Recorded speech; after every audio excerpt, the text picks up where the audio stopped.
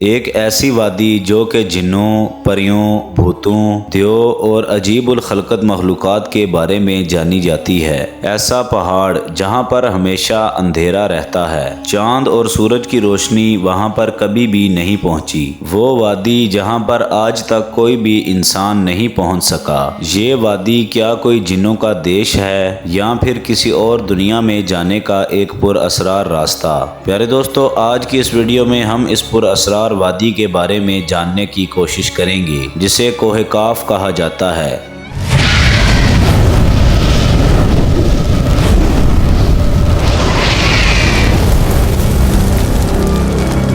بسم اللہ الرحمن الرحیم۔ السلام علیکم ورحمۃ اللہ وبرکاتہ۔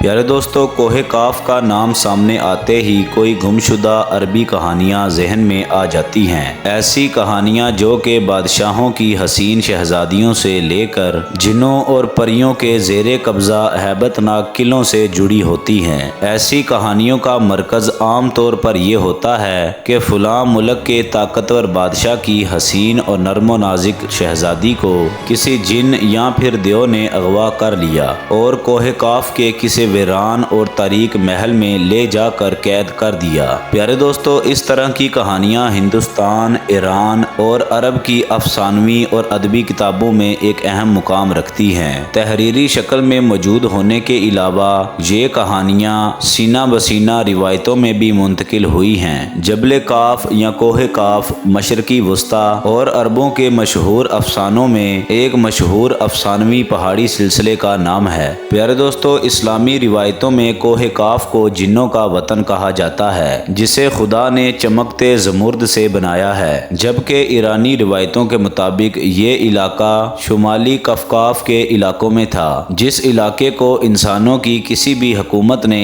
آج تک اپنے قبضے میں لینے کی کوشش نہیں کی، کیونکہ قدیم علم نے اس پہاڑی سلسلے کو پر اسراریت میں ڈھانپ رکھا تھا۔ پیارے دوستو، کوہ کاف دراصل ایک طویل پہاڑی سلسلہ ہے جو کہ داستانوں میں دستوش نامی زمین اور سیمرغ نامی پرندے کی وجہ سے زندہ ہے۔ کہا جاتا ہے کہ کوہ کاف سبز زمرد پر مشتمل ہے، جس کے عکس نے آسمان کو سبز رنگ عطا کیا ہے۔ کوہ کاف کو جنات کا وطن بھی کہا جاتا ہے، جہاں پر جنات نے زمانہ قدیم میں بہت ساری حکومتیں قائم کی تھیں۔ پیارے دوستو، عربی کتابوں کے مطابق کاف پہاڑی سلسلوں میں سب سے اونچا تھا، جو کہ اللہ تبارک و تعالیٰ کی طرف سے زمین کو سہارا دینے کے لیے بنایا گیا تھا، اور اس دنیا میں جتنے بھی پہاڑی سلسلے ہیں، تمام سلسلوں کی شاخیں زیر زمین کوہ کاف سے جڑی ہیں۔ اس طرح کوہ کاف، جو کہ اس دنیا کا سب سے بڑا پہاڑ ہے، تمام پہاڑی سلسلوں کا مرکز ہے۔ پیارے دوستو، مشہور صوفی بزرگ مولانا جلال الدین رومی نے اپنی تحریروں میں کوہ کاف کا ذکر کچھ یوں کیا ہے کہ طاقتور بادشاہ سکندر ذوالقرنین نے آب حیات کی تلاش میں مشرق کا سفر کیا تھا۔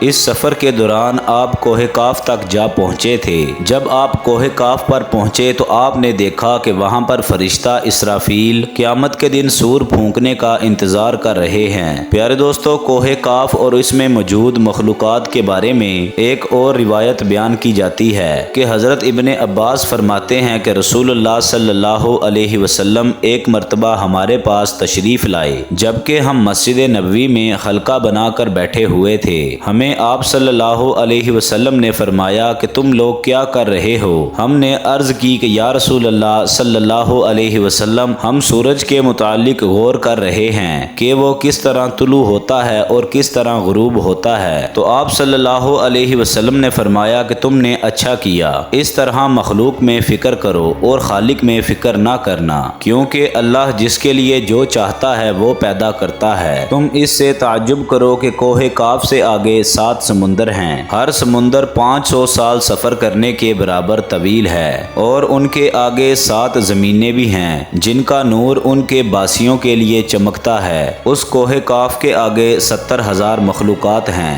جو کہ اڑتی ہیں اور ان کو پرندوں کی شکل میں پیدا کیا گیا ہے۔ یہ مخلوق اور ان کا بچہ پیدا ہوتے ہی ہوا میں اڑنے لگتے ہیں۔ یہ اپنی تسبیح کی ادائیگی میں ذرہ برابر بھی وقفہ پرواہ نہیں کرتے۔ ان کا کھانا بھی ہوا ہے اور ان کا پینا بھی ہوا ہے، ان کا لباس بھی ہوا ہے اور ان کے برتن بھی ہوا کے ہیں۔ وہ لوگ یہ نہیں جانتے کہ اللہ تبارک و تعالی نے حضرت آدم کو پیدا کیا ہے، اور نہ وہ لوگ ابلیس کو جانتے ہیں اور نہ ہی ابلیس کی اولاد کو جانتے ہیں۔ اللہ تبارک و تعالی نے کوہ کاف کو دنیا کے گرد تخلیق کیا ہے۔ یہ تمام دنیا اس پہاڑ کے درمیان میں ایسے موجود ہے جیسے کہ ایک انگلی میں انگوٹھی۔ کوئی انسان بھی وہاں پر نہیں پہنچ سکا ہے، کیونکہ وہاں پہنچنے تک 4 مہینے اندھیرے میں سفر کرنا پڑتا ہے۔ یہ وہ پہاڑ ہے جہاں پر کوئی سورج نہیں اور کوئی چاند نہیں، یہاں تک کہ یہ لوگ چاند اور سورج کے بارے میں بھی نہیں جانتے کہ اللہ تبارک و تعالی نے چاند اور سورج کی بھی تخلیق کی ہے۔ جو روشنی ان تک پہنچتی ہے وہ کاف پہاڑ کی روشنی ہے، اور وہاں موجود لوگ جڑی بوٹیاں کھاتے ہیں اور ان کے بدن پر کوئی کپڑا نہیں ہوتا۔